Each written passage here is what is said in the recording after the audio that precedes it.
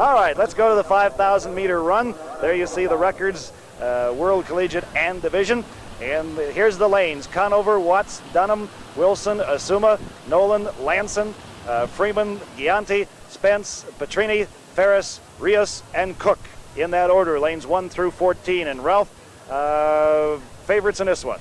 Well, there are a lot of guys in here who can run very, very well. Carmelo Rios, for example, who has probably the fastest time in Division II this year. But he's run the steeplechase already, and that's a weird double, a 5,000 and a 3,000 steeplechase with the pressure that the steeplechase puts on you. So he could do well. And then there's Frank Asuma, who's going to come back after a 1,500 meter, and he told Leander that he wasn't really thrilled about this, but he was going to do it. So there are a number of people in there. Those are just two that really could do well. Well, you have a young man like Mark Conover of Humboldt State, who is running now in the 5,000 meter, and he has the 10,000 meter to look forward to. So that's a lot. That's 15,000 meters. That's what, about almost 10 miles. So that's a lot of running. And they're just going to kind of settle in here for a lap or so, and then they're going to really stretch out. But right now they're settling in. They have 12 laps to go now that they've crossed the finish line. The two runners from UCR standing second and third, Frank Asuma, and of course his teammate, I believe, is the name I'm missing, Ray Cook. I'm sorry, Ray Cook, who has one of the faster times. So it's going to be an interesting race. We're going to just wait a couple of laps and see how they jockey in and settle in, and then the race will start to dictate itself. Right now, our leader appears to be Robert Wilson of Keene State. Number 658, qualified with a best of qualified rather with I believe 14:53, but has a best of 14:11. So about 40 seconds short of his best time in qualifying, and that's typical because he doesn't want to really empty it out in the qualifying round. He's just really concerned about making it to the final, and now if this is his last race of the day of the competition, then he can really empty it out and go for that goal. Steve Spence of Shippensburg is right off his right shoulder in second place. And Steve qualified at 15:02, and again, Steve, that's about 40 seconds short of Steve's best. And again, the same thing applies. Same song, just a different verse. That Steve is qualified just to qualify. He didn't want to empty the till. He wants to save a little bit for this final, and now I think you'll see some different strategies altogether. Frank Asuma, who has already won the 1,500 meter, is in third place right now. And again, with Ralph, as you pointed out, a fellow like Asuma, who has already run 1,500 meters, and we have Rios, who has already run 3,000 meter steeplechase, and maybe even Conover, who's looking forward to the 10,000. Maybe later in the race, that will begin to tell. We'll have to wait and see. Yeah, most definitely. It could very well tell on them, particularly Asuma, because his race was a short time ago. I think probably Rios has had a little bit of rest time since the steeplechase, but Asuma ran, I'd say about an hour ago, or even less, and so Frank is going to have to come back on an awfully strong double, and that's a lot to ask. I wouldn't venture to say that Frank Asuma can't do it, but I'd say that's a lot to ask, and Frank Asuma is going to have to call on that body to really do some things for it. Right now, Robert Wilson of Keene State still holding the number 1 spot, and then from Shippensburg, it's Steve Spence in second, and Frank Asuma from Cal Riverside in the number 3 position, and they are holding in those positions right now. So if you see the split there, 251.94, that would put them right on, I'd say, close to record pace. But again, the heat of the sun now being out and the humidity that's in the air, and as it was in the 1,500 meters from in, you're going to find that the warmth of the track, the heat and the humidity will, in the later stages of the race, begin to take their toll, and those guys are going to have a little bit of a trouble. It appears as if a couple of times now that the young man from Shippensburg, Steve Spence, is about to make a move on Robert Wilson, but each time he's maintained that position. Well, and again, that's probably a strategy that he's worked out, and it looks like now Abilene Christian runner has taken the lead.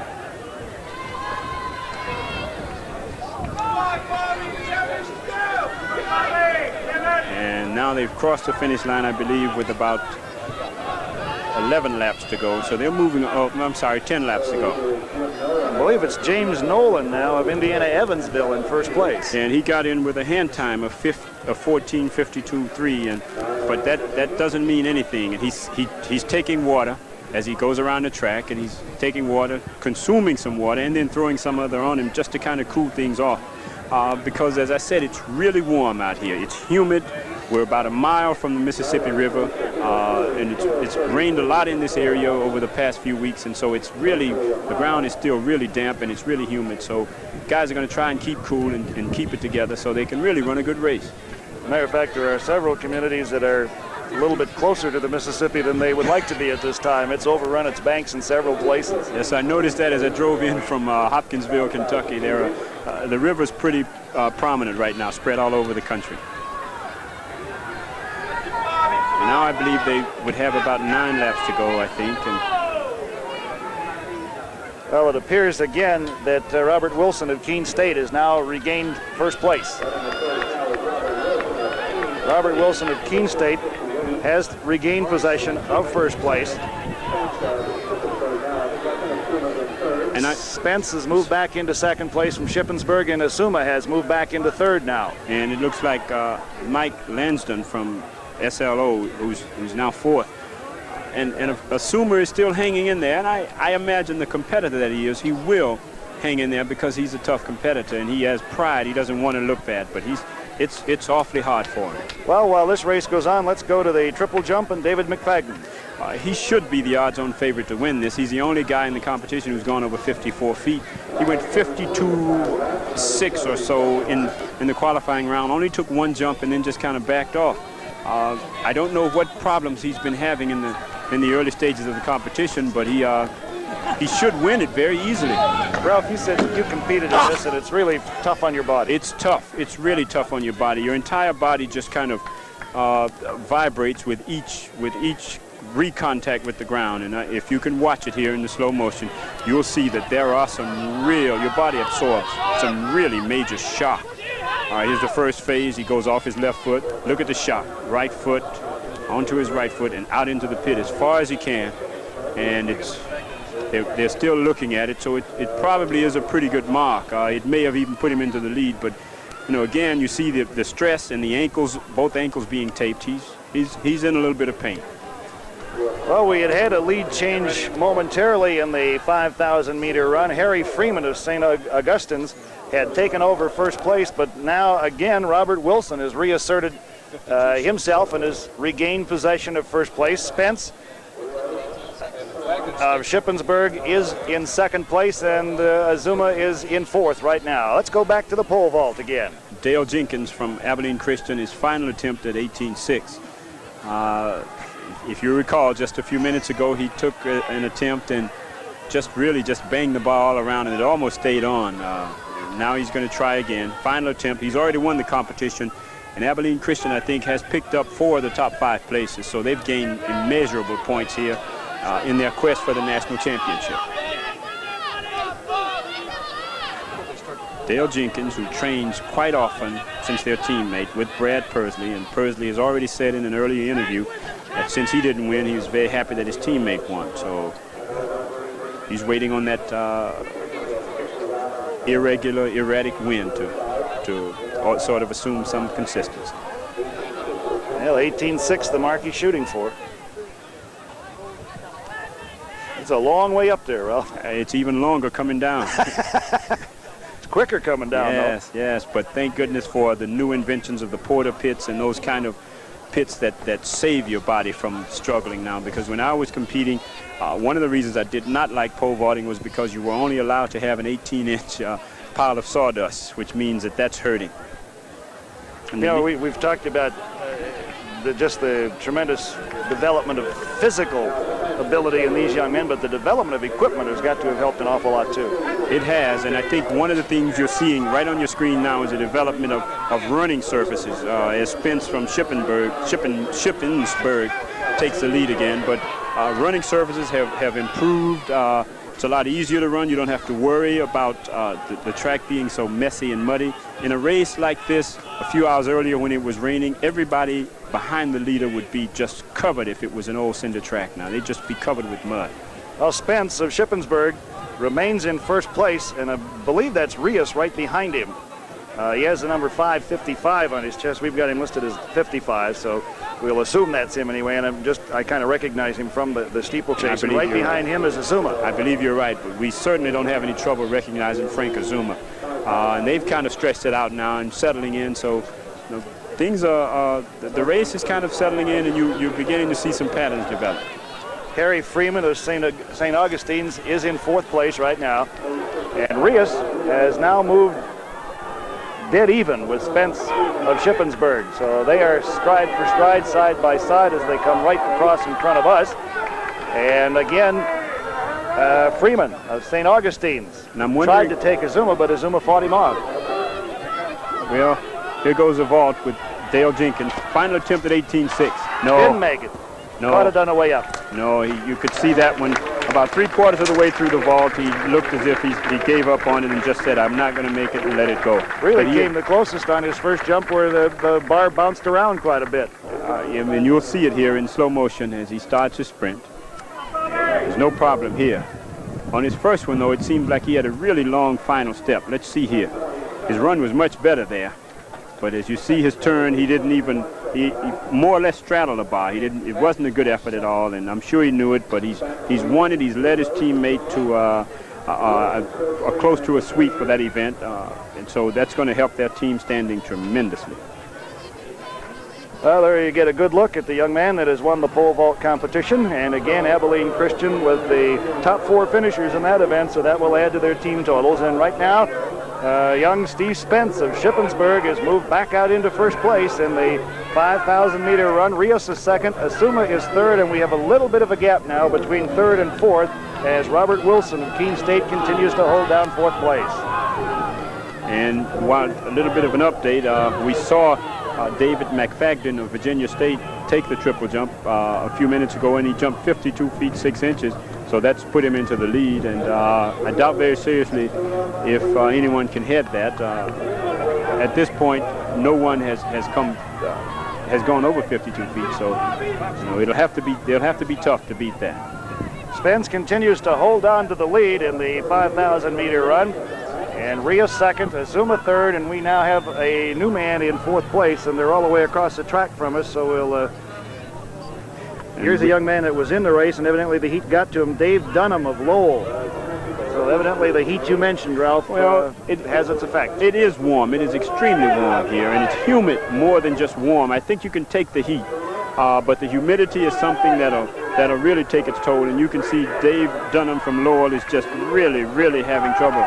The ice bag they're putting on his stomach is just to cool him, because he is extremely warm, and they need he's hyperventilating, and I think that's one of the things they do to try and rather help stop the hyperventilating. But he really was having a bit of trouble there because it was so warm.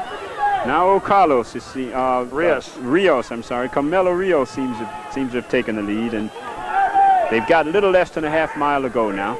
Spence has dropped back into 2nd place, and moving into 3rd place now is Robert Petrini of Slippery Rock. And Frank Azuma is back to 4th, and you can see that 1,500 meter that he's run earlier in the warm sunshine has now taken its toll, and you see Carmelo Rios and now there goes Spence again. Well, they seem to be talking to each other. Carmelo kind of moved out and looked over his shoulders and seemed to say something. Now they're looking back, they're just kind of having fun. It's cheaper than writing. Yes, it is. It's much cheaper than trying to do some things by sending telegrams and so forth. Spence in first, Rios in second as they pass in front of us again. Then Robert Petrini of Slippery Rock as they get the gun lap. And in 4th place, it is Azuma, but right now it's boiled down pretty much to a 2-man race between Spence and Rios. And they again seem to have some sort of a pattern already worked out, and Rios and Spence were talking to each other going around the final turn in the previous lap, and now they're just sprinting down the track. The amazing thing, Ralph, is, and you mentioned it earlier, Spence has the lead, but Rios is still kicking hard. He ran that 3,000-meter steeplechase earlier, but he's really hanging in there and appears to have plenty left. And Spence, you could see as they passed with about 200 meters ago, Spence had some real problems with his face. It seemed like he was struggling, but Rios doesn't seem to be gaining any ground as they come off the final turn. Here they come, now. Spence Here comes the sprint. Rios trying to turn it on and catch Spence. Rios turning it on. And you can see Spence just break. As Rios pulled up on his shoulders, you could see Spence just seemed to say, I can't beat this guy, and gave up. He finished second. Carmelo Rios won it. Spence is second. Then the kid, Deontay from Slippery Rock is now going to finish third. So that's the order of finish. Carmelo Rios of Cal State Poly San Luis Obispo will take first place. Steve Spence of Shippensburg second. And the number 3 man was Kevin Deontay of Slippery Rock. Let's go back to the triple jump competition. Timothy Leach from St. Augustine has a best of 51.10 and a half. And I think he's sitting now, well, I believe he's third in the competition. Here he goes sprinting for it right at you. Oh, you could see that left ankle really give as he planted on the third phase, and I'm sure that's not a good one. And that there again is an indication of how much stress your body takes and the little things that can go wrong on a triple jump. Well, he knows it. From what you said earlier and just watching that young man now, I would think your chances would get less with each attempt because of the beating your body takes. And that's very true. Now watch. Look at how hard he's hitting. Watch this plant. See how his ankle bent. And I actually saw once, Joel, a guy break his foot doing that. I mean, you could actually hear the bone go, pow. It sounded like a muffled shot. So, you know, it's a very dangerous event, but it's also a very, very technical event. And if you don't do the things as they should be done, you can really be in trouble. Well, you mentioned not only the severe jolt that your body gets, but just looking at it, and of course I've never run it, but it appears to be a very awkward event to try to run. Oh, it's different. It's really different. It's unnatural. Well, we have a winner in the men's 5,000 meter, and that is Carmelo Rios of Cal Poly San Luis Obispo, 14:20 and 2, his unofficial time. Leandra standing by with Carmelo, so let's go to them. Carmelo Rios, you certainly had to perform in a tough double. First the steeplechase, and now this. Did that help you prepare for this event, or did it drain you? It drained me because we have prelims in the 5 and in steeple, and so got me tired for this race. And besides, the heat is hotter today. It's hotter out here today than it was yesterday in the steeple. But I hung in there mentally tough. That's all I can say. All right, you didn't start making your move until approximately the 8th or 9th lap around. You were holding back, and then you came forward. Is this a typical strategy for you when you're running a 5,000 meter? Today it was, because I knew I was going to be dead coming in the home stretch. But usually I like to wait for the last 1.5 laps to do a move like that.